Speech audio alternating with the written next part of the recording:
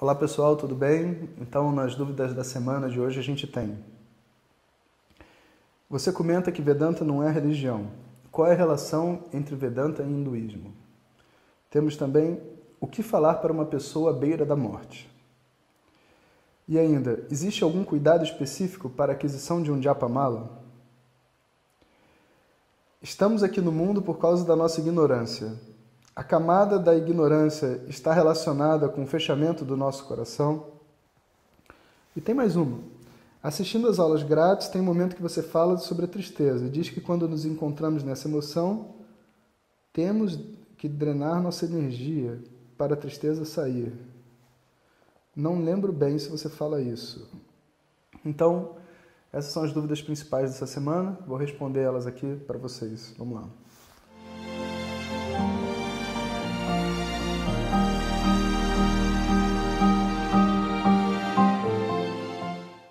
Você comenta que Vedanta não é uma religião. Qual é a relação entre Vedanta e hinduísmo? O hinduísmo é uma religião, certo? Certo, sim. Hoje, hinduísmo é considerado uma religião, mas ela é uma religião diferente das outras religiões, porque a pessoa vai se dizer assim, hindu, mas um Hare Krishna é hindu, né? Porque a religião dela está dentro da Índia, segue aquele grupo de religiões que existe lá dentro. O hinduísmo é uma religião onde tem todos os outros modelos religiosos dentro dele. Então, dentro do hinduísmo, você vai ter o evolucionista, o crente, todas as possibilidades de crenças dentro do hinduísmo, com as imagens deles e tudo mais, né? Então, o hinduísmo acaba sendo assim uma super religião de várias religiões ali dentro, né? Agora, Vedanta e hinduísmo não são a mesma coisa, muito pelo contrário. Vedanta é o conhecimento que diz como que eu posso ser feliz independente do mundo externo. E a religião é mecanismos, modelos de ligação entre o indivíduo e Deus. Então são dois assuntos diferentes. Eles vão ter uma interseção, porque de certa forma esse assunto Deus é importante para a felicidade de uma pessoa. Mas o que eu posso dizer em geral é que quando uma pessoa estuda Vedanta, ela se torna mais religiosa dentro da cultura dela, dentro do que ela escolhe como religião para ela. Não existe uma conexão entre Vedanta e hinduísmo diretamente. Porém, indiretamente, Vedanta foi carregado pela cultura indiana. E a cultura indiana, sendo predominantemente hindu, né, ele veio misturado. Então, você vai encontrar textos de Vedanta em paredes de templo, você vai encontrar mantras que são textos de Vedanta sendo cantados em rituais, mas Vedanta não tem nada a ver com isso. Isso é a religião que puxou isso para dentro dela, mas não é assim. Então, Vedanta pode aparecer em qualquer língua, em qualquer grupo, independente de religião também. O que falar para uma pessoa à beira da morte? Bom, depende, né? Depende de qual é a sua relação com essa pessoa, mas eu imagino que pela pergunta a gente queira saber também de uma pessoa que seja próxima da gente, né?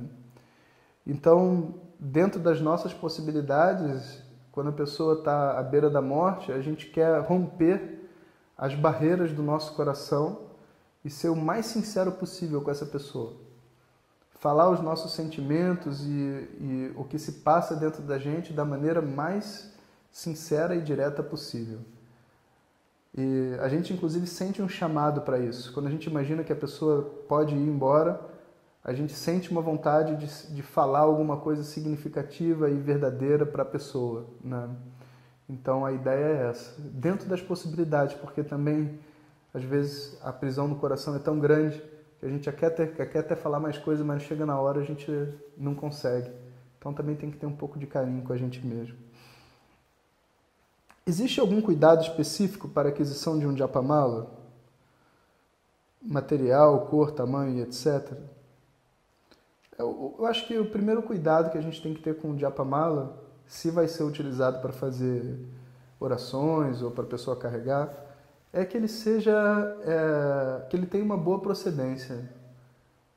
É uma boa procedência significa ter sido dado pelo pai ou pela mãe, desde que a gente tenha uma boa relação com o pai e com a mãe, ou pelo professor, ou comprado num templo, recebido de um mestre, né? A gente geralmente não usa japamala e coisas assim espirituais dada por amigos, sabe? Roubado, comprado de algum lugar que a gente não sabe de onde é, né? Porque a gente sempre carrega a energia daquilo junto com a gente.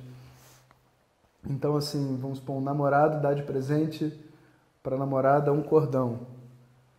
Aí ela usa e lembra dele. Quando termina o casamento, o namoro, o que ela faz? Ela tira aquele cordão e não usa mais, usa outra coisa, porque não quer se conectar com ele. Então, um amigo dá de presente um japamala. Pronto, toda vez que você for fazer japamala, você está fazendo japa no japamala que o amigo te deu. Isso não é bom. Então, esse eu acho que é o cuidado.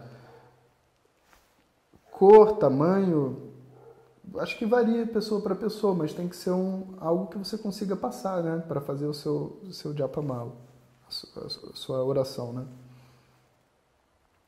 Também, geralmente japamala é assim, quanto menor, mais caro, melhor, mais difícil de achar, né? Um japamala certinho, pequenininho.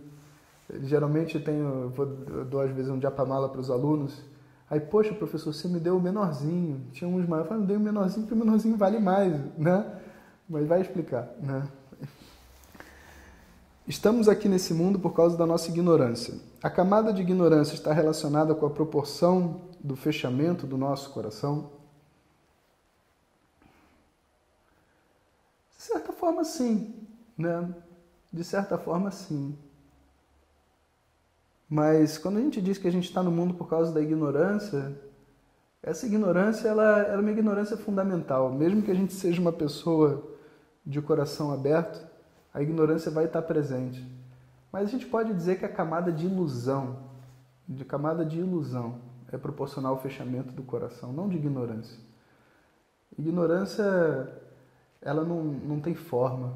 Ela é como se fosse um objeto causal, tipo a semente, a informação de uma árvore dentro de uma semente.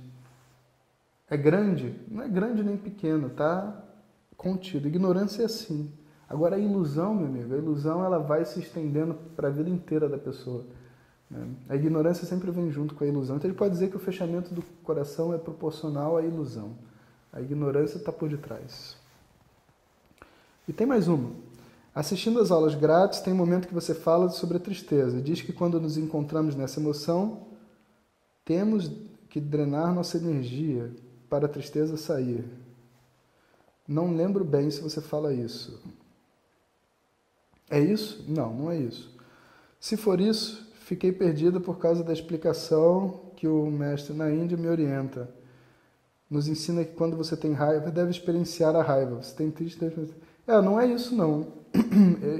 O que essa pessoa está dizendo, eu não sei quem é esse professor, e porque, para falar a verdade, eu tenho sempre uma orientação.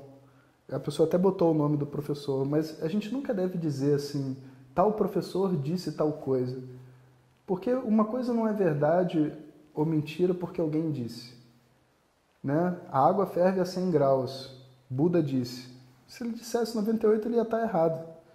Agora, quando a gente usa esses nomes, a gente entra numa espécie de um questionamento do outro mestre. Então, esquece quem falou. Né? E se você está falando que o seu mestre falou, é porque você não confia no mestre.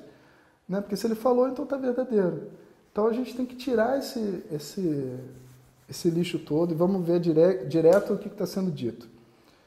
Quando a gente tem raiva, a gente tem que experienciar a raiva. Quando a gente tem tristeza, a gente deve experienciar a tristeza.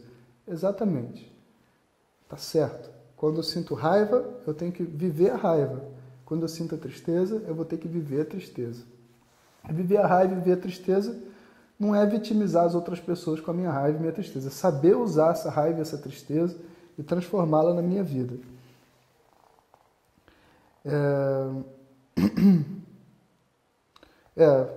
Pede para explicar melhor, porque acho que não entendeu. Não entendeu, é isso mesmo, que você está pensando corretamente. Não foi isso que eu quis dizer, não, tá? Bom, então essas foram as dúvidas da semana de hoje. A gente se encontra na semana que vem. Om Shanti Shanti Shanti.